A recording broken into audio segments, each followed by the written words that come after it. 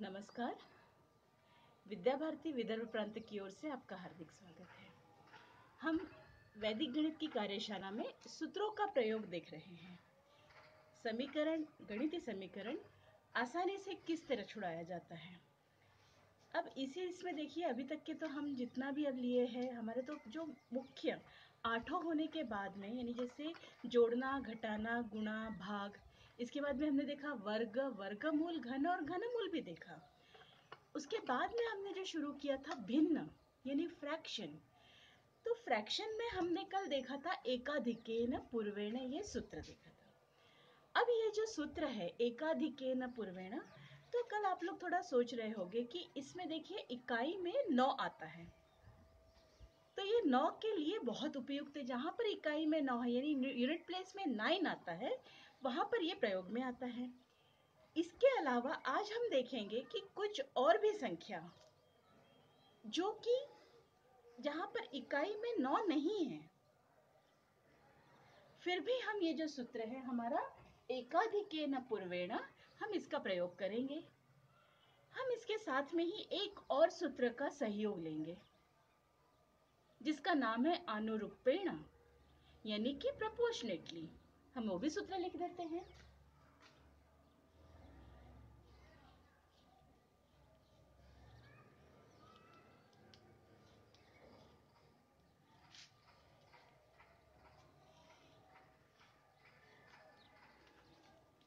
अब देखिए, हम कुछ ऐसी संख्या आज लेंगे कि जो हमारे 9 के करीब नहीं है, यानी जिसका जो हर है, यानी डिनोमिनेटर है, वो 9 के पास में नहीं है, मगर हम उसे लाने की कोशिश करते हैं। जैसे कि देखिए, हम पहला जो अंक है ये हम लेंगे 1/3।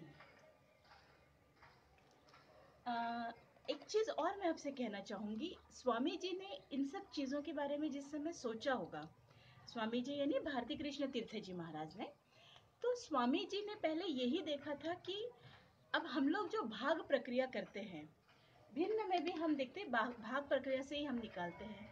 तो जब ये संख्या बड़ी बड़ी होती जाती है ना, उस समय ये कठिन होते जाता है। तो इन सब चीजों के लिए बहुत आसानी से कोई एक ऐसी पद्धति हो सकती है। तो उस समय स्वामी जी ने इन सूत्रों का जो प्रयोग किया था, और उसके बाद में उन्होंने उसका वर्गीकरण कर दिया था कि इस वर्ग के अगर रहेंगे तो ये सूत्र से छुड़ाइए, इस वर्ग के होंगे तो जिसमें हम अभी विशेष वर्ग ही देख रहे हैं कि जहां पर इकाई में 9 है। अब देखिए 1/3 है, तो ये तो 9 के कहीं करीब नहीं दिख रहा है हमें। हम लेकिन इसे 9 के पास में ला सकते हैं, जैसे कि 1/3 को ही हम दोनों अंश का भी भाग यानी न्यूमरेटर का भाग और हर का भाग यानी डिनोमिनेटर का भाग अगर हम 3 से गुणा कर दें तो हमारे पास में नीचे 9 आ सकता है, जैसे कि 3/9। अब देखिए 1/3 लीजिए या 3/9 लीजिए, प्रमाण एक ही है। यहाँ पर हमने प्रयोग किया है अनुरूपेण का। हमने एक और सूत्र की मदद ली और उससे हमारे पास में आ गया 9। अब 9 आने के बाद में यह आसान हो गया। अब हमें क्या करना है, हमारा जो सूत्र है एकाधिकेन पूर्वेण, हम इसका प्रयोग करेंगे। देखिए प्रयोग कर रहे हैं, 9 अधिक 1, तो ये हमारे पास में आ गया 3/10। अब ये जो 3/10 है, हम इसे एक और तरीके से लिख सकते हैं, 0.3/1। अब देखिए कितना आसान हो गया, कुछ करने की जरूरत ही नहीं है। अब जहां पर एक आ गया है हर में यानी डिनोमिनेटर में, वहां पर वो खुद ही हो जाता है। अब ये जो 3 3 3 3 है ना, ये चलती जाएगी संख्या, भाग देने की आपको जरूरत ही नहीं पड़ी। कितना आसान हो गया। हमने क्या किया, 1/3 था हमारे पास में, इसे हमें अनुरूपेण की सहायता से हमने इसे दोनों ही न्यूमरेटर और डिनोमिनेटर को एक ही संख्या से गुणा किया, जिससे कि हमारे पास में 9 आ गया। हमें 9 लाना जरूरी था। अब 9 लाने के कारण क्या हुआ, हमारे पास में हम सूत्र जो है हमारा एकाधिकेन अपूर्वेण, हम उसका प्रयोग कर लिए हैं। तो 3/9 लिए, उसको हमने एकाधिकेन से क्या किया है, 3/9 अधिक 1 इन 3/10 हो गया। 3/10 को हमने 0.3/1 कर दिया। यह हमारा और ज्यादा आसान हो गया। क्या इसी तरीके से आगे भी संख्या आसान हो सकती है? देखते हैं, एक और हम देख लेते हैं। अब देखिए, दूसरी हम संख्या लेते हैं, 1/13 ले लेते हैं। अब ये देखिए, 1/13 है, इसमें भी हमारे पास में 9 नहीं है, लेकिन 3 है। हम 3 को इसी तरीके से, जैसे हमने यहाँ किया, उसी तरीके से हम इसे भी बढ़ा लेंगे। तो 1 गुणा 3 और यहाँ ले लेंगे 13 गुणा 3। हमारे पास में देखिए संख्या आ रही है 3/39। अब 1/13 लीजिए या 3/39 लीजिए, एक ही रेशियो है, कोई फर्क नहीं आया है। मगर अब यहाँ पर हम इस तरफ, यहाँ पर से हम अपना सूत्र करेंगे। सूत्र किससे क्या हो जाएगा हमारे पास में, ये आ जाएगा 3/40 और इसे हम कर देंगे 0.3/4। अब 0.3/4, यहाँ आपको 13 का पहाड़ा लेना पड़ता, यहाँ आपको 4 का ही पहाड़ा करना है। 4 के पहाड़ा से देखिए आप कितने आसानी से कर रहे हैं। अब हमें 0.3 को 4 से भाग देना है। कल की ही तरह हम आज भी देखेंगे, 0 तो ज्यों का त्यों रहेगा। अब 3 में 4 का भाग नहीं जाता है, तो हमारे पास में भागफल आ गया 0 और शेषफल आ गया 3। हम शेषफल नीचे लिखते हैं और भागफल ऊपर लिखते हैं। अब ये हमारी संख्या बन गई है 30। ये जो 30 है, कैसे है हमको आपको फिर से एक बार बता देते हैं। 3 गुणा 10 करते हैं, 3 गुणा 10 करके 30 हुआ, और उसमें जो हमारे पास में भागफल है हम उसे जोड़ते हैं। अब यहाँ 0 है, इसीलिए 0 जुड़ा, लेकिन इसे 30 हो गया है। अब ये 30 को हम भाग देंगे 4 से। 30 को भाग दीजिए 4 से, 4 सत्ते 28। अब 4 सत्ते 28, 30 में से 28 गया, बाकी बचा 2, यानी शेषफल है हमारा 2। अब ये संख्या बन गई हमारी 27। 20 और 7 27। अब 27 को आप भाग दे दीजिए फिर 4 से, 4 छक्के 24। अब 27 में से 24 गया, बचा 3। अब 36 का भाग देखिए पूरा जाता है, 4 9 36 और शेषफल आपके पास में बच गया 0। अब 9 को आप भाग दीजिए। अब ये लेकिन संख्या जो है ना वो 9 ही बनेगी, क्योंकि ये 10 गुणा 0 0 रहेगा, 0 अधिक 9 9 बन गई। 9 को आप 4 से भाग दे दीजिए, 4 दूनी 8, बचा 1 12। अब ये बन गई 12 संख्या, फिर 12 को फिर से 4, तो 4 तिया 12, शेषफल 0। अब हमारे पास में आ गई 0 3। 3 को फिर से 4 से भाग दीजिए, हम जहां के वहां पहुंच गए। देखिए हम यहाँ से शुरुआत किए थे, हमारे पास में भागफल है 0 और शेषफल है 3। इसका मतलब ये हुआ कि ये 0 से लेके ये 3 तक के ये आवर्त है, यानी ये आवर्त दशमलव में आती है।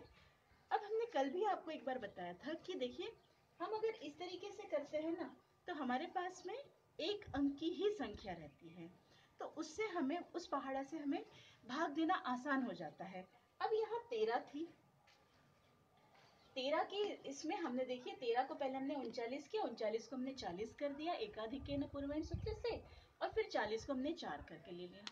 अब ये कितना आसानी से हो गया है। ये एक और चीज मैं कहना चाहूंगी विद्यालयीन छात्रों से कि देखिए, आपको कभी भी दशमलव के बाद में 2 3 या 4 अंकों तक के ही निकालना रहता है। तो आप अगर पहले अभ्यास कर ले तो ये आप लोगों को बहुत आसान हो जाएगा। आप इस तरीके से पहले जवाब निकाल लीजिए, आपका जो हो कभी जैसे रफ वर्क करना रहता है उस समय, और उसके बाद में आप मुख्य इसमें जाइए। जैसे जैसे आप अभ्यास करते जाएंगे ना, तो ये आप चंद सेकंडों में, आपको समय भी नहीं लगेगा, मिनट भी नहीं लगते हैं, चंद सेकंड में आप इसको छुड़ा सकते हैं। और आप उसके बाद में आप चेक करिए कि आपने जो अपना प्रचलित तरीके से किया है वो सही आ रहा है या नहीं आ रहा है। एक हम देखिए, हम मदद, अभी हम आपको ये बोल सकते हैं कि आप वैदिक गणित की मदद लीजिए। आप इससे अगर ऐसे अभ्यास करते जाएंगे तो इससे आपका एक ये हो जाएगा कि इसकी अगर एक बार आदत पड़ गई आपको इस तरीके से अभ्यास करने की, तो आप जैसे बड़े बड़ी कक्षाओं में जाएंगे और इसके बाद में जब आप प्रतियोगी परीक्षाओं में बैठेंगे तो वहां इसका आपको बहुत प्रयोग होता है, और इस तरीके से आप अपना समय बचा सकते हैं। अब यहाँ देखिए, अभी हमने देखा था कि 3 और 3 यानी 3 ही आ रही है एकम स्थान में, तो क्या ऐसी भी संख्या है और भी कि जिसे हम 9 के पास में ला सकते हैं? है, करके देखते हैं। अब इसके बाद में देखिए, हम यहाँ पर अभी इसे रोक रहे हैं। आप एक काम करिए, गृह कार्य के तौर पर आप यहाँ पर जैसे 1/23, 1/33, 1/43 इस तरीके कुछ अंक लीजिए, लेकिन आप अभी 2 अंक ही अंक लेंगे हर में, यानी डिनोमिनेटर में, कि जिससे आपको ये इस तरीके का अभ्यास हो जाएगा। और देखिए, हम आपको बार बार कह रहे हैं कि सूत्र सिर्फ एक ही जगह नहीं लेते हैं। हमने पिछली बार अनुरूपेण को वर्ग में प्रयोग किया था, इसके साथ में हमने घन में यानी स्क्वायर में और क्यूब में प्रयोग किया था। अब यहाँ हम देख रहे हैं फ्रैक्शन में। आप एक बार अगर सूत्र समझ लें तो वो सूत्र का प्रयोग बहुत आसान हो जाता है करना। हम आज एक और संख्या ऐसी देखेंगे कि जिसमें इन्हीं 2 सूत्रों का प्रयोग हम आज करेंगे, और ये 2 सूत्रों के प्रयोग के ही द्वारा आज हम अपने सारे गणित छुड़ाएंगे। वैदिक गणित की ये एक बहुत अच्छी और खूबसूरती है कि आप चाहे तो आप एक ही सूत्र लीजिए, चाहे आप 2 सूत्र छुड़ाइए, 2 सूत्रों से छुड़ाइए उसे, यहाँ तक कि हम कई बार बीच में से भी सूत्र बदल सकते हैं, जवाब में फर्क नहीं आता है। और यही खूबसूरती के कारण वैदिक गणित जो है ये प्रचलित तरीके से अलग हो जाता है और आसान भी हो जाता है। मुझे वैदिक गणित इसीलिए पसंद है क्योंकि इसमें बस मैंने सूत्र सीख लिया था, सूत्रों का प्रयोग फिर जैसे जैसे अंक आते गए ना, हम कई बार आपसे कहते हैं ये बात कि अंकों से ना आप एक बार दोस्ती कर लीजिए। आपने एक बार अंकों से दोस्ती कर ली कि अंक खुद ही बोल देते हैं आपको कि आप किसके पास में हैं। अब कल से आप जब देख रहे हैं 9, तो 9 के पास में आ गया, और ये अगर आपके पास में फ्रैक्शन यानी भिन्न है तो आप एकाधिक न पूर्वण का प्रयोग तो कर ही रहे हैं, मगर अगर 9 के पास में नहीं तो आज हमने उसका भी प्रयोग बता दिया कि वो किस तरीके से होगा। अभी हमने 3 लिया, अब हम एक और ऐसी संख्या लेंगे कि जिसे हम पास में ला सकते हैं क्या, और इन सूत्रों के प्रयोग से हम छुड़ा सकते हैं क्या, देखेंगे। जैसे कि 1/7। अब देखिए 1/7 जो है ये 9 के कहीं करीब नहीं है वैसे, मगर इसे हम ला सकते हैं अनुरूपण के द्वारा। 1 गुणा 7 करिए और 7 गुणा 7 करिए, क्योंकि हमें इकाई में यानी यूनिट प्लेस में 9 चाहिए। अब यूनिट प्लेस में 9 कैसे आएगा, तो 7 के आप पहाड़ा में देखेंगे तो 9 एक जगह आता है, 7 सत्ते 49 आता है, तो इसके लिए हमने 7 लिया है अभी, ना कि नीचे 7 है इसलिए हमने ऊपर गुणा किया। इस चीज को ध्यान में रखिएगा, नीचे 7 है इसलिए हमने 7 से गुणा नहीं किया, 7 के पहाड़ा में इकाई में 9 जहां आ रहा है हमने वो अंक लिया है। तो 7 गुणा 7 49 हो गया, 7 एकम 7 यहाँ पर 7 हो गया। अब 7/49 यहाँ पास में संख्या आ गई। अब ये हमारे ये सूत्रों में तो बैठती है बराबर, क्योंकि हमारे पास में इकाई में जहां 9 आ गया कि हमें सूत्र लेना ही लेना है एकाधिकेन पूर्वेण। अब हमने इसको ले लिया। अब देखिए क्या हो रहा है, 7/49 अधिक 1 यानी कि ये हो गया 7/50, और ये चल रहा है 0.7 बटे 5। अब ये संख्या से हम यहाँ तक के पहुंच गए हैं। अभी हम पूरी प्रोसीजर आपको करके दिखा रहे हैं। आप अभ्यास के बाद में ये करिए, मन ही मन आप सीधा ये जवाब लिख लीजिए। अब इसके बाद में हमको जो भाग देना है हम वो देते जाते हैं। 0.7 बटे 5, 0 जो क्या तो रहेगा, 7 में 5 का भाग जाता है, इसीलिए 5 एकम 5, 7 में से 5 गया, बचा 2, तो हमने 2 लिख लिया नीचे। अब ये 2 को हमको जोड़ना है, 2 गुना 10 करके 20 हो गया, 2 गुना 10 यानी 20, 20 अधिक 1 21। अब 21 को भाग देना है 5 से, तो 5 चौक 20, 5 चौक 20 हो गया और बचा हमारे पास में 1। अब ये संख्या बन गई 14। 14 को जो है उसको हमको फिर से भाग देना है 5 से, 5 दूनी 10, 14 में से 10 गया, बचा 4, नीचे आएगा 4। अब ये संख्या होगी 42। 42 यानी अब आएगा 5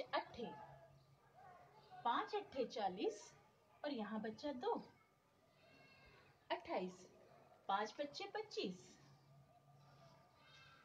बचा 3, 35 है ना। अब ये बन गई 35, 5 सत्ते 35, यहाँ आ गया 0।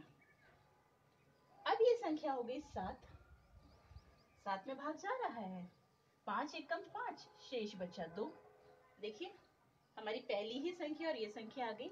इसका मतलब ये 1 से ये 7 तक के ये आवर्त है। एक है, आप जवाब लिखते समय इसे आप इस तरीके से लिखेंगे, जो ऊपर की संख्या है बस वही लिखेंगे, 1 4 2 8 5 7 1। देखिए हमने सिर्फ 2 चरण में इसको जवाब लिया आया। अभी हम आपको समझा रहे हैं इसलिए हमने 2 चरण लिया। आपको अभ्यास हो जाएगा तो आप सीधा इसी तरीके से करते जाएंगे। अब ये 1/7 के बाद में ऐसी कौन सी संख्या आ सकती है जहां जहां पर इकाई में 7 है, चाहे वो 17 हो, 27 हो, 37 हो, 97 हो, 87 हो, 77 हो, ऐसी सभी जगह यानी कि इकाई में 7 अगर हो तो भी हम ये दोनों ही सूत्रों का प्रयोग कर सकेंगे। अब ये आपके अभ्यास पर निर्भर है कि आप ये दोनों ही सूत्रों को किस तरीके से समझते हैं और किस तरीके से उसका प्रयोग करते हैं। अब देखिए इसके लिए कुछ चीजें जो होती ना, अब हमने यहाँ पर अब तक ये जो देखा है, 9 देखा, 3 देखा, 7 देखा, इसी तरीके से कई ऐसी संख्या है। अब ये सब आपको एक और चीज ध्यान में आ रही होगी कि ये सारी संख्याएं विषम है, जो हर में आ रही है ये सभी संख्या विषम है, यानी कि इसको सबको हम ये कह सकते हैं ये ऑड नंबर्स है। अगर ये संख्या सम हो तो आपको वैसे भी आसान है और आपको पता भी है उसकी।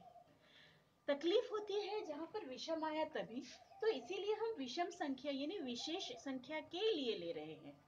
अब ये सारी ही विषम थी। ये जो सूत्र है ये हम बहुत इसकी गहराई में अभी नहीं जा पा रहे, क्योंकि हम ये चाह रहे हैं कि इसका आप खुद अभ्यास करें। हम अभी यहाँ पर देखिए काफी अंकों तक के पहुंचते हैं। आप अभी प्रैक्टिस के लिए पूरे ही अंक करिए। एक बार अगर हम अभ्यास के लिए बड़ी बड़ी अंक ले लेना, तो उसके बाद में जब छोटा यानी कम अंकों का आता है, 3 या 4 अंकों का आता है, तो हमें आसान हो जाता है करना।